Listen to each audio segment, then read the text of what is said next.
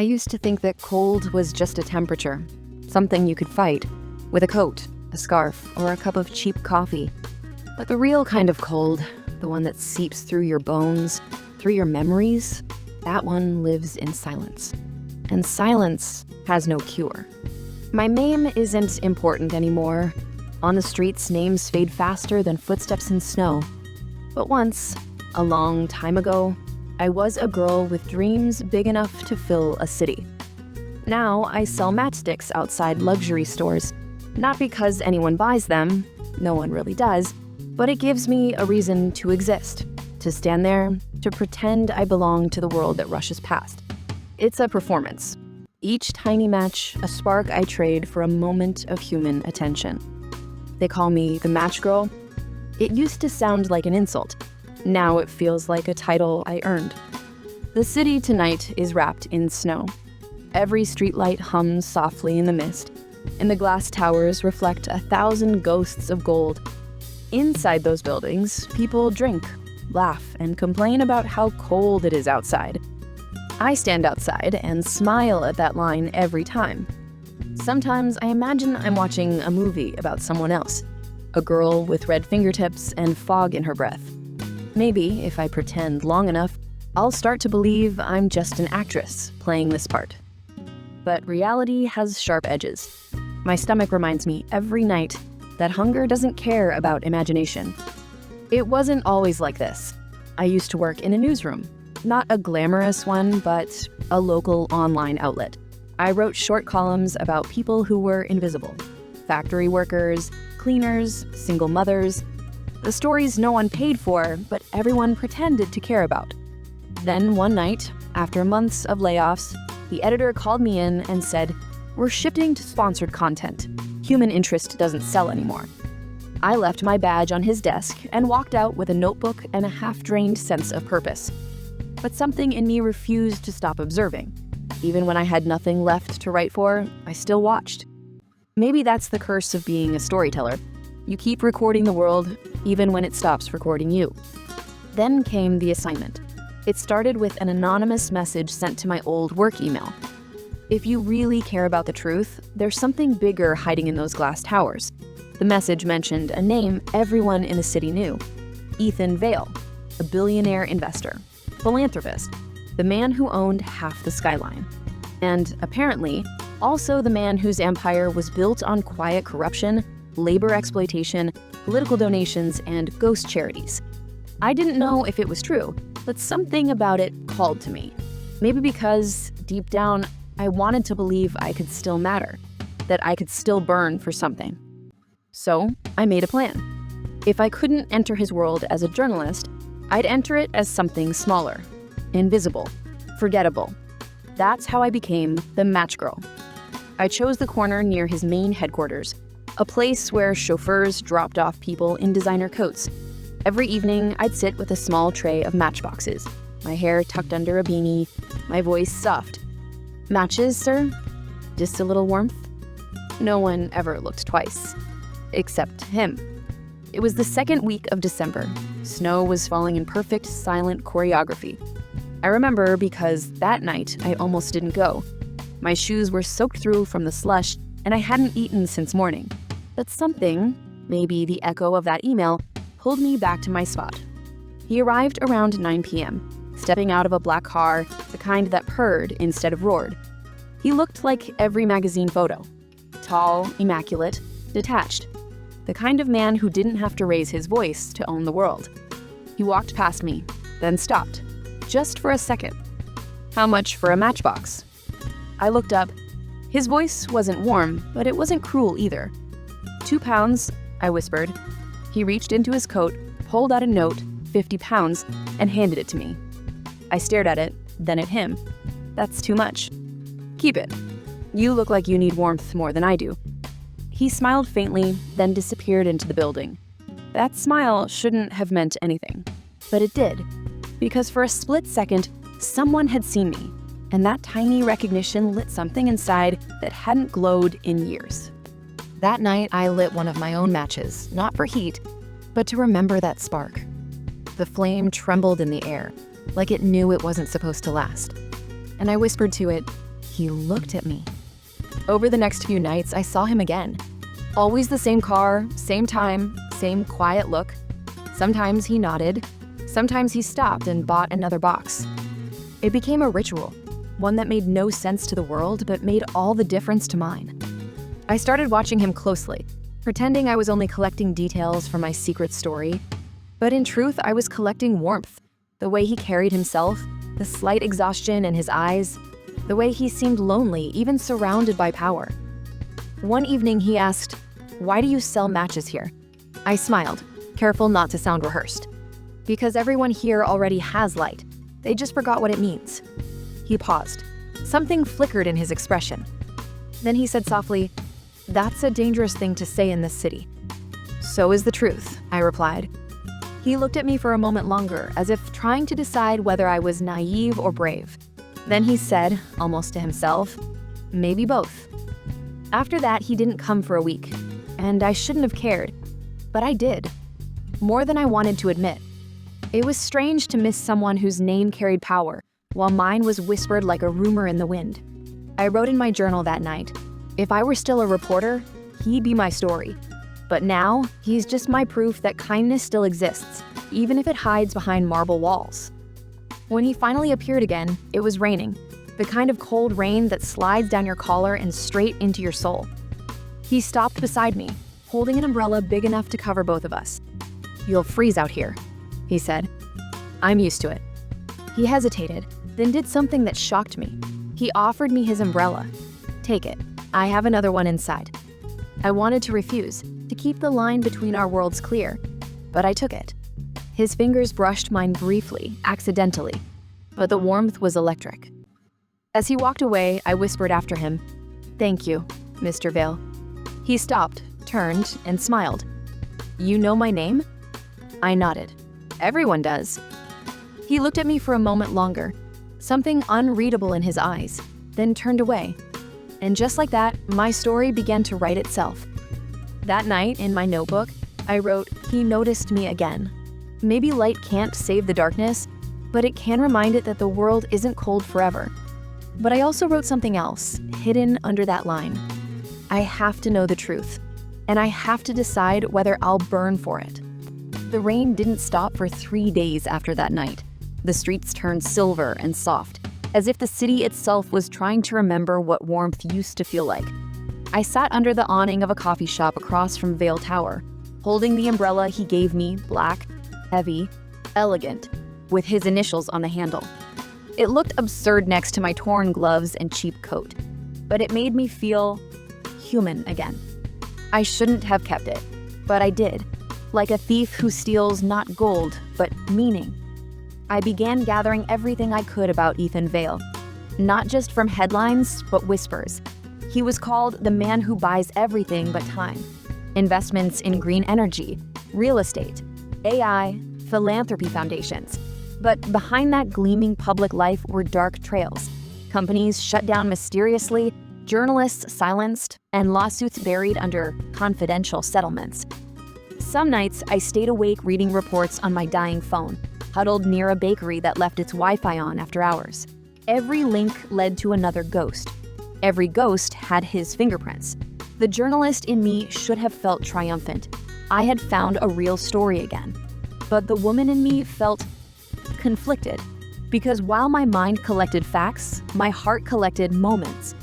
A week later, he found me again, sitting by the fountain outside his building.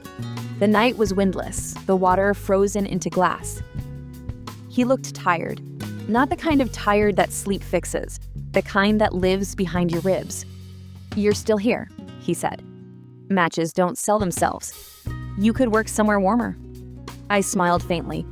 "Would you hire me?" He tilted his head, half amused. "Maybe I would. What are you good at?" "Observing," I said softly, "and remembering things people forget to notice." He looked at me then, really looked at me, and something in his gaze shifted, a question he didn't ask. "Come inside tomorrow," he said finally. "The lobby manager will know your name." "Why?" "Because no one should have to light their own fire outside." Then he walked away, leaving me with the kind of silence that burns louder than sound. The next morning, I almost didn't go. It felt like walking into a lie, because that's what it was. I wasn't just a match girl. I was undercover, a journalist pretending to be invisible. But curiosity is a dangerous kind of hunger, and I was starving for truth, for warmth, for something real. So I went. The lobby of Vale Tower was a cathedral of glass and chrome. Everything gleamed: marble floors, mirrored elevators, air that smelled like money and control. A woman at the desk smiled professionally. "Mr. Vale said to expect you. You'll be assisting the facilities team for now." A staff badge slid across the counter. Name, Clara Vance, the alias I'd given him long ago. I stared at the small rectangle of plastic. It was strange how easily an identity could fit into a lanyard. For weeks, I became part of the building's silent rhythm. Deliveries, cleaning schedules, maintenance logs.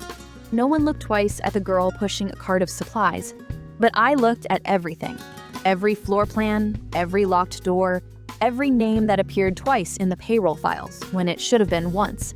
And in between those details, I saw him, sometimes from afar, sometimes close enough to hear the weariness in his breath. He'd nod at me in elevators, occasionally stop to ask, "Are you adjusting well?" Each time I'd say yes. Each time I lied. Not just about who I was, but about how deeply I was beginning to feel. It started small. A cup of coffee he'd leave on my cart when he thought I wasn't looking, a quiet goodnight when he left late.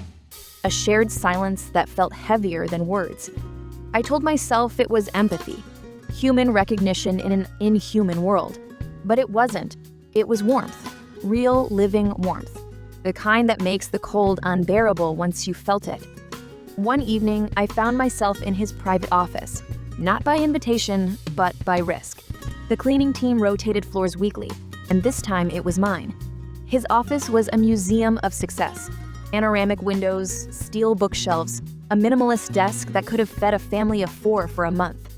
I should have been searching his files, his hard drive, anything to confirm what I'd been chasing. But instead, I stopped at a photograph on the wall.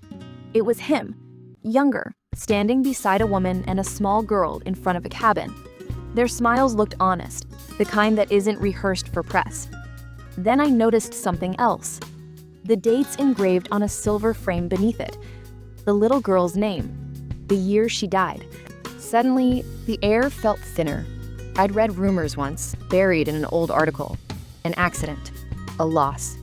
And I realized, maybe the empire wasn't built just on greed. Maybe it was built on grief. I closed my eyes and whispered to the empty room, "What are you running from, Mr. Vale?"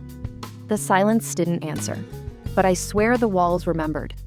That night, I wrote in my journal, "Sometimes I think people like him build skyscrapers just to feel closer to the heavens they lost." Over the following days, I collected proof. Hidden payments, false charity reports, offshore transfers disguised as philanthropy. Everything the anonymous email had hinted at. The evidence was enough to expose him, enough to destroy him. And yet, I couldn't press send. Because the man I saw at night, staring at his phone with empty eyes, slipping cash to janitors, whispering thank you to people no one else noticed, didn't fit the monster I'd been told to find. Maybe both were true. Maybe that was the real tragedy, that good and bad could live in the same soul, and love could live between them. He found me again one late evening, while I was stacking supplies near the maintenance wing. "You stay later than everyone," he said. "You too. Occupational hazard." He smiled softly. "You get used to loneliness up here?" I looked at him carefully. "Does it ever stop feeling lonely?" He hesitated. "Only when you find someone who sees the parts of you that the world doesn't pay for." For a second, I forgot every reason I was there. Forgot the mission, forgot the lies. All I saw was a man trying to remember how to be human again. He invited me to dinner that night. A quiet place overlooking the river, all glass and candlelight. I told myself I'd say no, that it was dangerous, that getting close would ruin everything. But my voice betrayed me. Yes. The restaurant was silent except for the sound of rain against the windows. He asked about my past, and I told him pieces of truth, dressed in lies.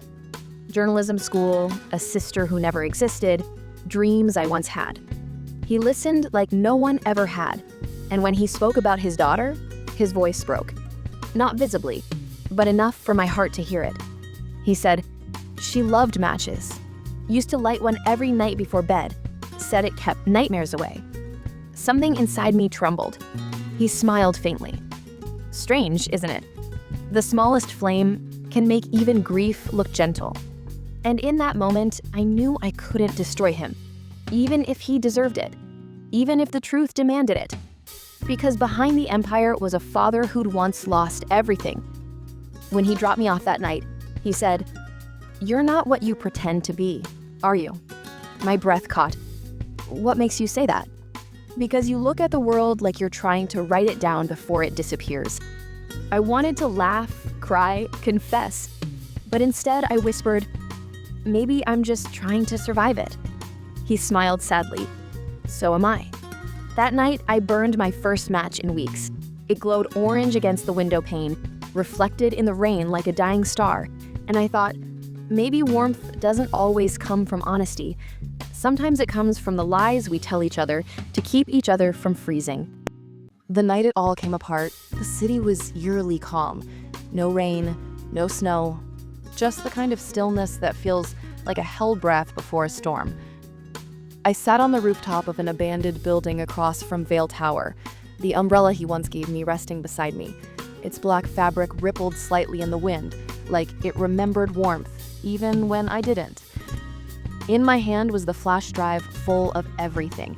Proof of hidden accounts, political bribes, false donations. The story every journalist dreams of, the kind of story that changes everything and ruins people. I hadn't planned to fall in love. That wasn't part of the investigation, but love isn't a plan. It's a slow kind of accident, the kind that doesn't make noise until you realize you can't undo it. Every moment I'd spent with him, every shared silence, every almost touch, had rewritten the boundaries between duty and desire. I told myself I was doing this for the truth. Now I wasn't sure what truth meant anymore, because sometimes the truth saves the world, and sometimes it just breaks two hearts. Earlier that morning, I'd found the final piece, a transaction hidden in plain sight, proving that his Vale Foundation was funneling money into offshore shell accounts. It was undeniable, unforgivable. But when I looked at the numbers, I realized something strange. The money wasn't going to him. It was going to the families of injured workers. In secret, payments made quietly, without signatures, without credit. He wasn't stealing. He was covering up, yes, but not for greed, for protection. From the corporations he partnered with, from the vultures circling above him, ready to tear apart the very people he was trying to shield. It wasn't black or white. It was ash gray, the color of reality. When I saw him that evening, I knew he could read it on my face. "You found what you were looking for," he said quietly. I froze. "What do you mean? You think I didn't notice? The way you linger in hallways you're not assigned to, the way your eyes move when I mention the foundation."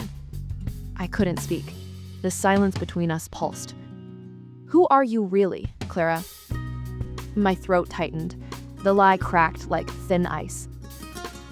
"I'm a journalist. Or at least, I used to be." He closed his eyes. Not angry, just tired. "Of course you are." "You were never supposed to know," I said. "I just wanted to see who you really were." He gave a bitter half smile. "And did you?" I nodded slowly. "Yes, that's the problem." He walked to the window, looking out at the city below, his kingdom of light and glass.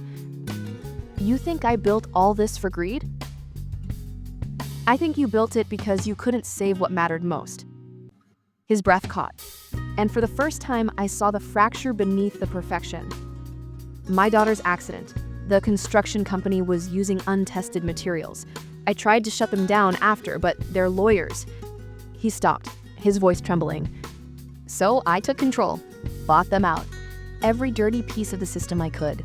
It's the only way I could clean it from the inside. The world tilted under my feet. He wasn't a villain. He was a man who'd lost his child and tried to redeem it through power, the only language the world respected. You could have told the truth, I said softly. Truth doesn't rebuild lives. Money does. Influence does. Truth just burns everything down and calls it justice. He turned to me then, eyes bright with grief. So go ahead, publish it. Light your matches, watch it all burn. I shook my head, tears stinging my eyes. That's not why I came. Then why are you here? Because you saw me when no one else did, and I can't be the one to turn you back into a ghost. For a moment, neither of us spoke. Then he whispered, almost breaking, You think I'm worth saving? No one's beyond it, not even you. That night, I didn't go home. I walked the city until the sky turned from black to gray, until my thoughts blurred with the fog. Every streetlight flickered, like a match about to die. Every reflection looked like a version of me I didn't recognize anymore. The girl who believed in justice, the woman who'd fallen in love with the man she was meant to expose. By dawn, I made my choice. I didn't publish the story. I sent an anonymous tip instead, not about him, but about the corporations behind him, the ones that had hidden under his name for too long. Within weeks, the city's headlines screamed with scandal. Executives resigned. Investigations began. But his name stayed untouched. And just like that, I erased myself from both sides, the match girl who vanished with the smoke. I left the city soon after, traded its glass towers for quieter skies, found work in a small newspaper by the coast. Community stories, nothing more. But every evening when the sun fell behind the ocean, I'd light a single match. Not for heat, not for memory, but for him. For the man who taught me that warmth doesn't come from purity, it comes from forgiveness. Months passed before I heard from him again. A small envelope arrived at the office, no return address. Inside was a matchbox, the same kind I used to sell, only this one had a note inside. Sometimes the fire survives the frost. E.V. I smiled, not with pain this time, but with quiet peace. Because maybe he was right. Maybe we can't save the world, but we can save something small. A spark, a kindness, a promise, and that's enough. I keep that matchbox on my desk now. The paper has faded, the ink smudged, but every time I look at it, I remember that cold winter, that glass tower, that impossible man. And I whispered to myself, like a prayer I finally believe, the smallest flame can still light the dark.